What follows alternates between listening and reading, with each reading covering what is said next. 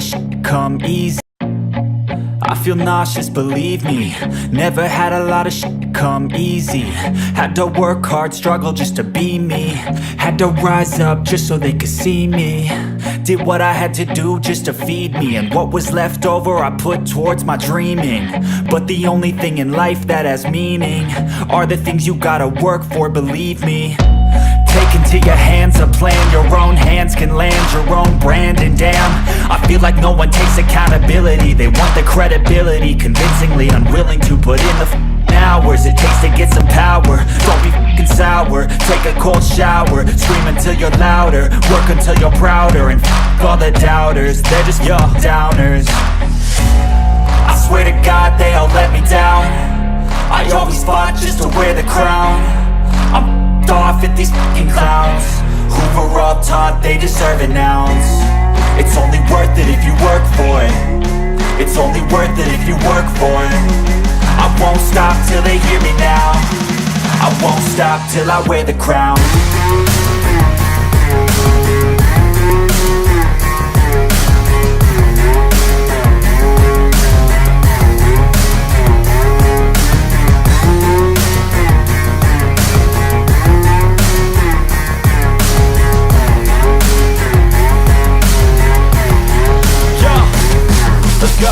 I'm just telling you to fight for your dreams, but it's not what it seems. Man, it's hard to be seen when everybody wants to be king. Yeah, they all wanna ring, yeah, we all wanna be free.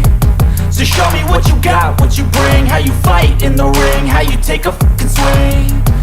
Do you got heart, are you mean? Got some scars, got some needs, are you willing to go bleed? I swear to God they all let me down. I always fought just to wear the crown. I'm off at these fucking clowns who were all taught they deserve an ounce. It's only worth it if you work for it. It's only worth it if you work for it.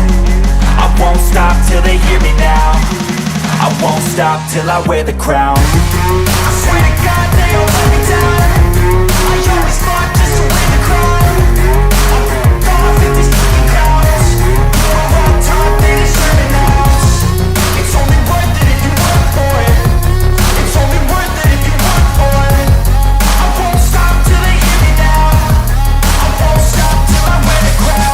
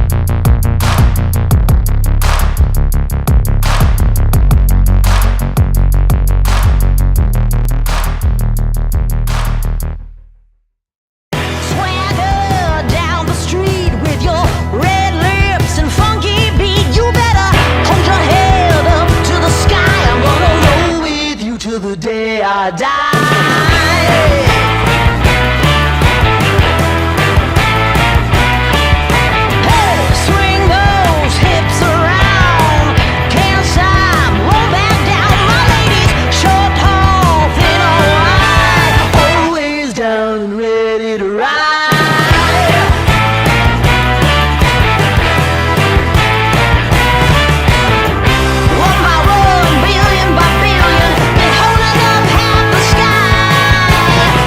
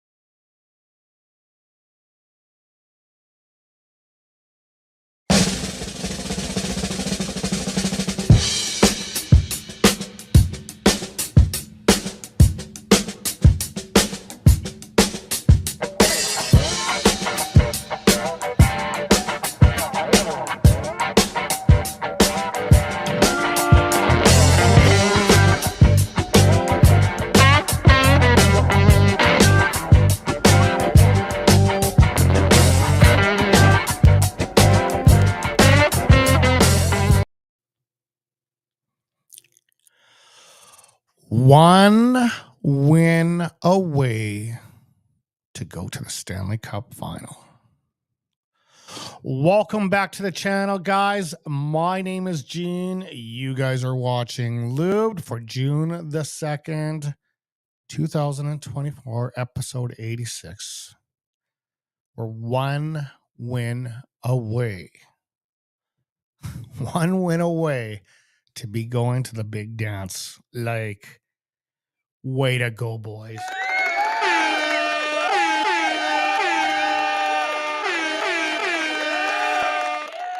Now, obviously, we want more than just that, us Edmontonians, Oil Nation in general. But yes, this is a huge accomplishment considering where they were back in November. Before I dive into the episode, I just want to give a warm thought to my mother, who is now currently in the hospital dealing with possibly a bout of pneumonia. And my thoughts and prayers go out to you, Mom. Get better. I love you. Just get better, please. Okay, so on this episode, we're going to do the recap of Game 5, where the Edmonton Oilers defeated the Dallas Stars pretty handily. It was a pretty solid effort, probably one of the best games that they played all year. I'm going to do a section here called Zone Time Final Four. Now, obviously, we know there is no longer a Final Four, as the Florida Panthers will return to the final, which starts, by the way, on Saturday. No matter what happens here, if the Oilers win tonight, it's still going to start on Saturday. But yeah, unfortunately, the President's Trophy winners, the New York Rangers, lost yesterday by a score of 2-1 and a series count of 4-2. And the Florida Panthers, with a healthy Tkachuk, are going into the Stanley Cup Final, which will prove to be quite the challenge to whoever they face, whether it's Edmonton or Dallas. We're hoping it's Edmonton, that is. And we're hoping we find out today and that they get a bit of rest. But here we are, man. We are in the Stanley Cup Finals. So that's zone time. What it is, it's basically 5-on-5. Who has the better strengths, or who is above average and below average with the power play and the PK. We're going to go over that. Obviously, I did this graphic yesterday prior to the game. Otherwise, I probably wouldn't have added the Rangers in, considering they're gone, but I'm going to have to live with it. Got a new question and the poll results from a previous one a little while ago. We're going to get into the Game 6 preview and lines combos, and also the current league leaders. If you guys are joining me, feel free to make some comments or questions. I like to definitely show it on the channel and discuss it with you. Other than that, let's get into this. Let's get into the Oilers and Stars Game 5 recap that took place on Friday night. So, Nuge was a big story. Nuge was a huge story. In fact, Nuge got the first 2 goals of this game, giving the Edmonton Oilers a 2-0 lead. It would start with Ryan Nugent-Hopkins getting his 5th on the power play, assist from Evan Bouchard and Connor McDavid at 14:09, 1-0 Edmonton. Nuge would follow it up with his 2nd of the night, his 6th on the power play once again, and you notice that. Power play. The power play was going tonight. Way to go.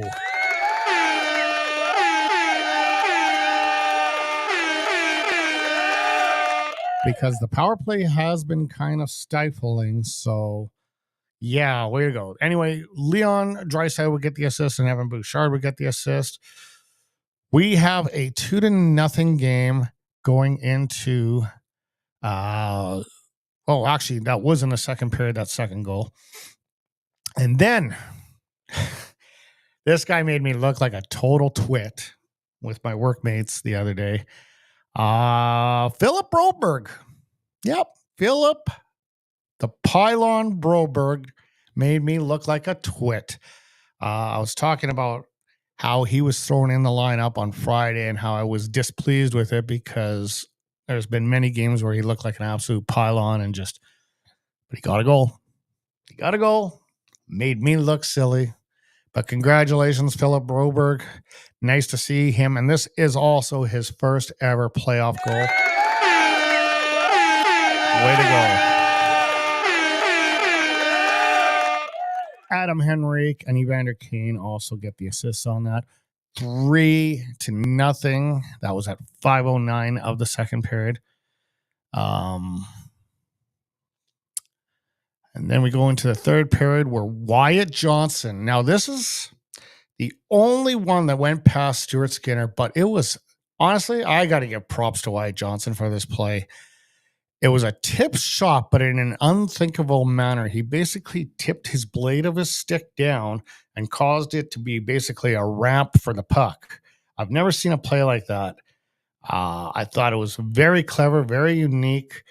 What a goal by him. And you know what? You can't fault Stuart Skinner on that. Like, that was just, like I said, I don't think I've ever seen anything like that. Assist from Thomas Harley and Logan Stankovic.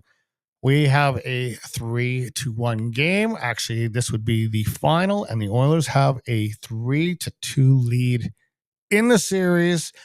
Back at home in Edmonton today to take on the Dallas Stars. 5:30 start, which is 4.5 hours.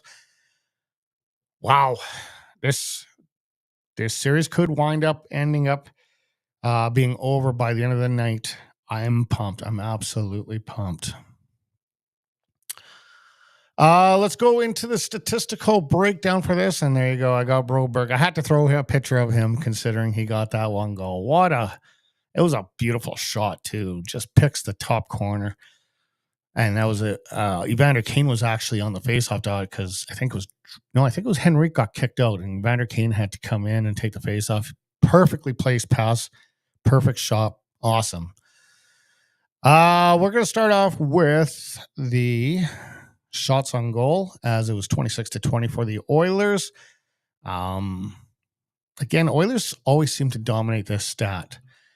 And we're going to probably dig into why they dominate that stat quite a bit. 24-16 for the Oilers for hits. So they out-hit them as well. You can tell they were there for business. Stars, however, did win in the face-off, 51%. But the main thing is that we won the game on the scoreboard. Power play. Again, 2 for 3, 66%. They found a way to get something on the power play. 2 power play goals. That's what killed it for Dallas, is those 2 power play goals. And it took a lot of though that team took the audience out. However, when they did score the 1 goal, you could tell they were pushing and pressing, but it was just a little too late. But the Oilers played fantastic. This is a close series. I mean, if you think about it, in game, 1 or 2, when McDavid took the 4-minute minor, how many goalposts were hit there? Like, the series could be a totally different thing if one of those pucks went in. But that's playoff hockey for you. Like they say in the interviews, the margins are like very minuscule. Penalty kill, the Oilers 2 for 2 again. Another great job. That's 2 for 2 nights in a row. I don't know when the last time they let a power play goal in. I don't know if they're still running that streak or not. I think they lost that streak, but I know they were running on something like 15 or 18 penalties that in a row that they've killed. Block shots, it was a 25-25 split. Now, this is an interesting stat here. As far as the save percentage, it seems like there's been a role reversal. Ottinger is starting to slip into the 800s with an 885 last game.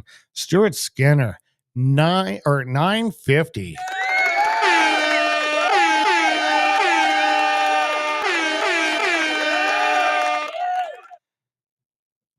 We need you to do this for 5 more wins, Stu. 5 more wins. Get us 5 more wins. We need you to play good, man. 5 more wins, and we got a Stanley Cup. So we'll see how that goes. It's going to be a tough series against Florida, should the Oilers advance on. Well, it's going to be a tough series, regardless if it's Dallas or Edmonton. But Wow. Oilers are this close. This close. I'm going to be watching with much intensity tonight. Let's get into the stars here. I'm going to give an honorable mention to Philip Broberg because, I do pick on him a lot. And I was almost going to give him a star, but there's just too many other players that had multiple points that I had to consider. And basically, I'm going right off of what ESPN said. I can't dispute it. Evan Bouchard with 2 assists. It was your third star. Second star, Stuart Skinner, 19 saves, 950 save percentage. Awesome. And then I think it was Connor here again. Nope, Ryan Nugent-Hopkins, 2 goals. Right, I forgot about that. Ryan Nugent with 2 goals and both on the power play. Just unbelievable effort. I could see how he is the coach's favorite player.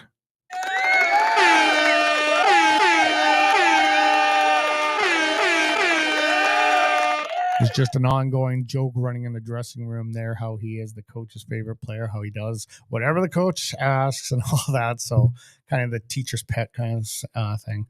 So yeah, an unbelievable game. Sets us up for a good situation as they are back home to a very crazy and loud crowd. Should be something absolutely impressive to watch and to hear. And boy, oh boy, I wish I was in that building. I wish I was there, but I'm not. I'll be watching it right from my suite here and with great anticipation, having a few beers, and we'll go from there. Okay, so this is the section that I call the zone time final. And question is, where do the Oilers fit in when it comes to 5-on-5, which is basically, just 5-on-5 or just regular, 5-on-5. Or where do they fit in on the power play? Where do they fit in on the penalty kill? Where are they in the zones? Are they below average, below league average? Where are they? So we're going to start off with the 5-on-5, and number 1 at 5-on-5. And it is based on the even strength here. That's what we'll call it. Not necessarily 5-on-5, but even strength. We got the Florida Panthers that have the number 1 spot with 42.2. Now, my eyes are a little, I think it's 42, 43. My eyes are a little shot. So trust the graphic and not me if I don't have my contacts in right now. So I might be off by the numbers. But yeah, they are definitely above average when it comes to 5-on-5. So they're a team that likes to press, and they're also a team that likes to defend very well. They're below average in the neutral zone on 5-on-5, which is good. You really want to protect your net, and you want to try to get to the net. So those are 2 huge factors that Maurice has them going. They're ranked first. Ranked second is the Edmonton Oilers, as they are just above league average there. Kind of similar to Florida. Very similar to Florida, to be honest with you, because they don't spend much time. They're below average in the neutral zone. They're a little bit more balanced than Florida. Like Florida, I think, has less neutral zone time. I think Oilers have a little bit more. Hence the reason that they are a little bit darker shaded.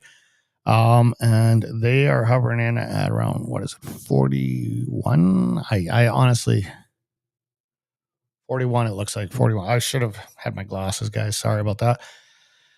Ranking number 3 is the Dallas Stars, who are way below average in the offensive zone. That's probably something that does hurt them, but I think one of the main reasons is they don't have necessarily the super talented. Well, they have good talent, but I think their game really relies on they're definitely a little bit below average. They're definitely more defensive minded. But yeah, they're a little bit below average when it comes to that area. as far as offensive go. And then, of course, the Rangers will wind out in third or fourth place. As them, they spend a lot of time in the neutral zone, which is probably the reason why they seem to come to their finale. You got to remember, regular season teams, how many times have we seen a President Trophy team winner not win the Stanley Cup or get ousted? I'm surprised Rangers actually did last as long as they did, but it's a different game. Totally different game. Now, when it comes to I believe it's the power play. Yes. When it comes to the power play, Edmonton tops that. They are definitely on par with that. They spend a lot of time in the ozone. They're definitely above average. When it comes to the power play statistics, they are also right on like above average in the defensive zone. They don't spend that much time. Below average in the neutral zone because, they're humming around in that offensive zone quite a bit. I could totally understand that. And that's why they have such a good success in the power play.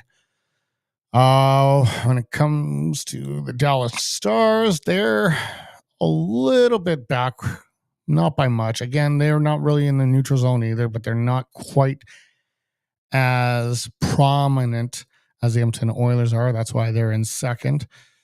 We would go then to the New York Rangers, who are very, very balanced and maybe a little bit above average in their defensive zone, which is probably, it should be opposite. They should probably be, a little bit better in the O zone instead of the D zone. But yeah, it is what it is. And of course, again, they are eliminated. Florida, they like to buzz around the O zone. They're very similar to the Oilers. They're more actually, they're quite a bit balanced as they rank fourth on that one. Okay, let's go into the penalty kill. And oops, that graphic didn't want to change too quickly. I'm going to try to zip it back here. Okay, so first is the Dallas Stars when it comes to penalty kill. They are very good defensively. They definitely spend a lot of time in the neutral zone. This is the one area, I think this is the one team that actually, if you think of the Final Four, you think of neutral zone trap with the Dallas Stars. They're kind of that team. They're kind of a trap-like team. They maybe because they don't have quite the talent that the Colorado Avalanche had, the Oilers had, even the Vegas Golden Knights, but they were still able to knock out the last year's champions and the previous year's champions, and hopefully won't knock out potentially the future champions in the Edmonton Oilers, potentially. Second ranked is the Edmonton Oilers, where they kind of are more average at the neutral zone. They buzz around really good. Whatever Knobloch has them doing, I was just discussing this with my good buddy Shammy in Edmonton. He's got them. It's very impressive where this guy came from and how he didn't have an NHL job prior to the Edmonton Oilers, because he's a pretty dominant coach. But the Oilers end up swooping him up. I think this was something that Jeff Jackson had a bit of a relationship when Connor McDavid was in Erie and Jeff Jackson was his agent and so forth. So they knew, and Knobloch, of course, was McDavid's coach on the Erie Otters. So they definitely had a connection and a previous relationship. So Jeff Jackson knew a lot about Knobloch, but his work so far this year, very, very, very impressive. Ranked third is the New York Rangers. Again, they are a little bit, they're pretty even when it comes to the neutral zone and D zone as far as the league average goes. But they are definitely above average in the O zone, which is kind of opposite. They need to be a little bit back in their D zone a little bit more and a little bit forward. it's interesting. It's interesting to see these statistics. I guess they put maybe a lot of faith in Igor Shesterkin, who absolutely looked brilliant, but it was just not enough for him to do. And then, of course, the fourth ranked one here is the Florida Panthers, where they are very below. Like, their D zone play is not that good. So you hope that the Edmonton Oilers, if they advance on against them, can somehow get under their skin where they're taking lots of penalties, because I think that'll be huge. If the Oilers power play is running the way it was running last night, it's going to be huge. I don't know if you understood this statistic very much. I tried to go off it the best I could. This is basically like league averages and all that. Just thought I'd bring that to the table. It can be a little confusing to read and to understand. I don't really like to go off of the neutral zone. I think that is such an irrelevant. Well, it's not irrelevant, but it's the more relevant areas of the ice are the O zone and the D zone, because that's where the goals get scored for. They don't get scored from the neutral zone. So that's why I kind of ham towards when it's power play, I kind of lead to where are they offensively. When it's penalty kill, where are they defensively? And that's how I kind of judge it. Okay, let's move on to the next poll question. As let's see here what we got. And, well, the Edmonton Oilers cap the series tonight in Edmonton. So I'm on 4 hours early. Hopefully you guys can give an honest vote and not do it right at the end of the episode or the end of the hockey game tonight. It's just basically a yes or no question. Will they cap the series tonight? I actually have a good feeling they will. I do.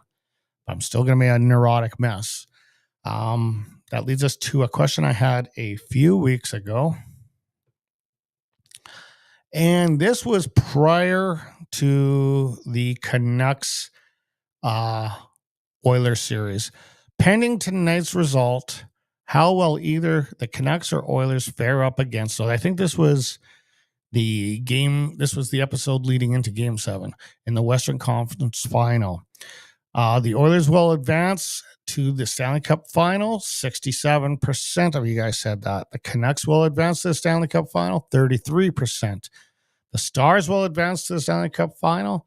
0% said that at that time. Well, they did. They went further than Vancouver, and we'll see what happens. That's a team that is really, really, really good, and a team that has been scorned with all their losses in the last few years. So don't count them out yet. I know we're feeling good, Edmonton. I know we're feeling good, but we're not out of the woods yet. We still have to win one more game. So let's not get too excited, or let's get excited. This is awesome. This is good. This is good. Let's get excited. Let's hope for the best for the Edmonton Oilers.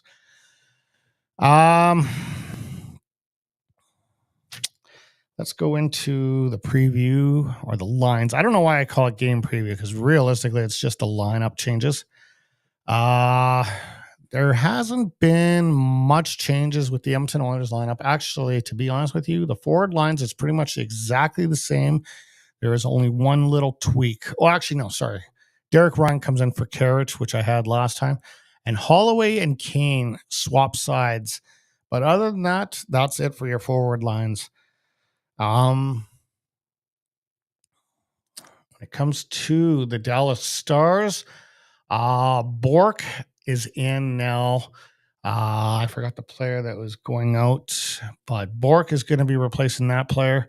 Robinson, Hintz again, Marchman, Duchesne, Pavelski, Ben Johnson, Stankoff. All that's the same. Just Bork is coming in. Steele is coming. Steele is playing, and Dadonov is moving to the right side. When it comes to the D pairing, Philip Broberg is staying for another game. I guess he did enough of an impressment job. Kulak is moving down with the nurse line. And and I believe that was it. I think CC gets bounced back up with Broberg. I think that was the one change. But yeah, Philip Broberg gets another run. I guess the one goal he scored was impressive enough. He actually looked, I'm going to be honest with you, I'm hard on that kid, but he actually looked really good in that game. I can't really complain considering, this is his first Stanley Cup playoff game, and it's a deep Stanley Cup game. It's not like they're playing the first round. This is like deep in this, like the best of the best now we're starting to see. Like, it is always the best of the best when it's the top 16 that make it, but now it's filtered down to the final 4, and then maybe after tonight, or after what would it be, Tuesday night, it'll be down to 2 teams. Hopefully Oilers are one of them. Okay. Excuse me.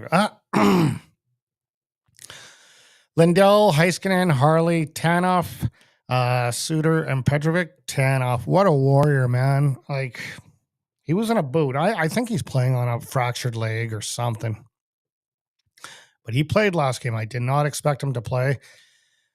I don't think he was as effective as he normally could be, but he's such a heart and soul player. I wish we would have been able to grab him at the deadline, but unfortunately Dallas were the ones to pick him up. For your tenders, Stuart Skinner, Calvin Pickard. Skins will get the start again. He's looking good. Let's hope he can keep riding this going into the final and keep riding the confidence. God, he's got to have the weight of the world on his shoulders, man. Especially the heavily critic Edmonton fan base like myself. It's got to be tough, man. Lots and lots and lots of pressure.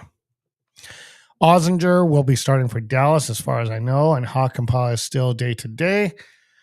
There you have it. The new updated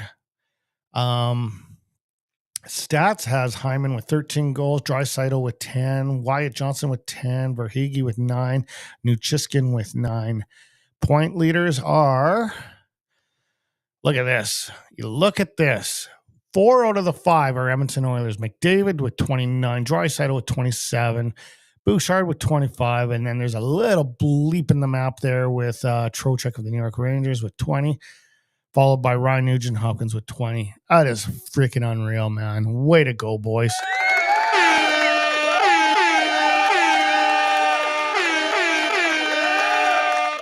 Four or five are Edmonton Oilers. That's sick. That's so sick. When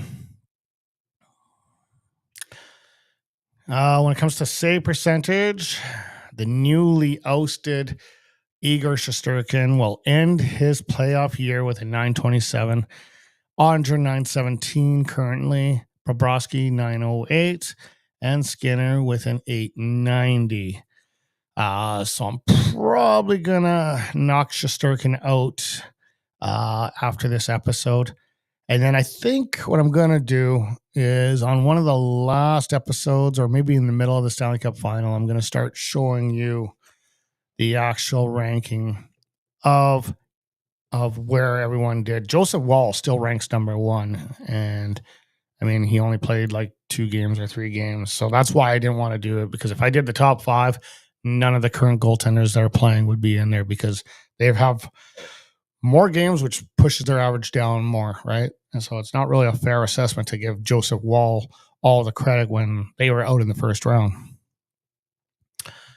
Is that it? I think that's it. Nope.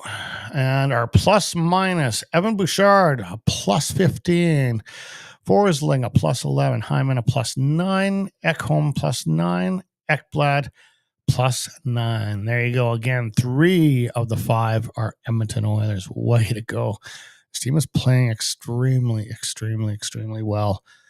We're in for a treat. And do you remember those comments? Let's see if McDavid can live up to it. Cup or bust. We're that close, guys. We're that close.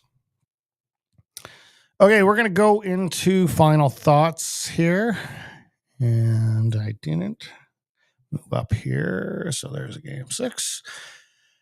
We're going to final thoughts here. And obviously, first and foremost, my thoughts are once again with my lovely mother, who I had her sent off to go to the hospital to deal with potentially pneumonia. I will be seeing her tomorrow and getting an update.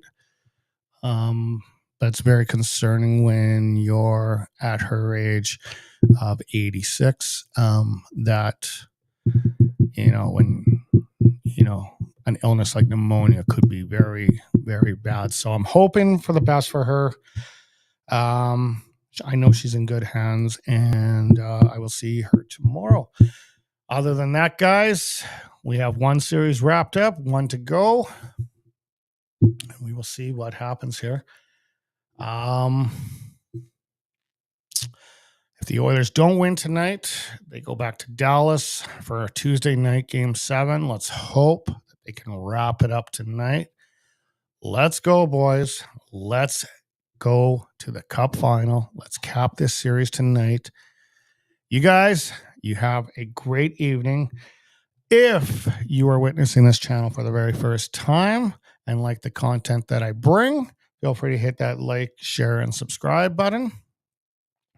I'm also working on a little bit of a surprise, but you'll see it probably towards the last episode of it. But I will be rebranding the channel slightly next year. I have some ideas that is cooking in the kitchen. It's going to be a slight rebrand. It's still going to kind of be linked together, but it's going to be slightly rebranded. And we'll see how that works out. Other than that, and I got a new logo potentially that I want to show you guys. And that will be probably later in the series, whenever this channel ends for the year. But we'll see. Anyway, guys, enjoy the hockey game. Grab yourself some beers, grab yourself some pizza, whatever you may fancy. Enjoy it. Let's hope the Oilers cap it. And let's hope that we start a Stanley Cup Final on Saturday. Have a good one.